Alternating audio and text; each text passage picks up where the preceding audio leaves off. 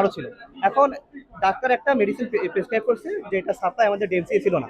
এখানে অনেক পেশেন্ট থাকে, একটা ওষুধ না থাকা খুবই স্বাভাবিক। এখন ওনাকে বলা হয়েছে যে বাইরের ফার্মেসি থেকে ওষুধটা আনতে। এখন আমাদের ডিএমসি বাইরে প্রায় 1-1.5 ফার্মেসি আছে। উনি হয়তো কয়েকটা ফার্মেসি দেখছে, ওই যে বলছে এরা ওষুধটা পাইনি। এখন তখন উনি এসে ডাক্তারের উপর চড়া হয়েছে যে উনি তুই তাকারি শুরু করে দিচ্ছে যে তুই কি ওষুধ লিখছিস কোনো জায়গায় পায় না।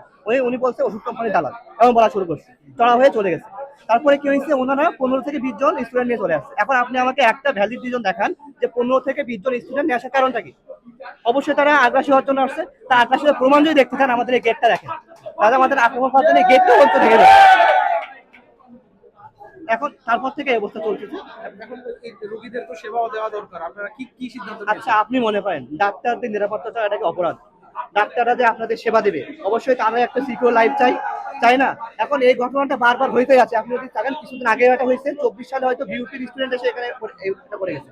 এখন এটা প্রশাসনের ব্যর্থতা। আর এখন আমাদের যত সময় আমাদের ডাক্তারদের নিরাপত্তা নিচ্ছে তা হচ্ছে, এবং চিহ্নিত যে সন্ত্রাসীগুলো এই আক্রমণটা চালাইছে তাদের বিরুদ্ধে আইনি পদক্ষেপ নেওয়া হচ্ছে, তাদের ছাত্রত্ব বাতিল নেওয়া হচ্ছে, ততক্ষণ এই ছাত্রসেবা বন্ধ থাকবে। আমি তারেক জাওয়াদ, ঢাকা মেডিকেল কলেজ, কেইটি শিক্ষার্থী।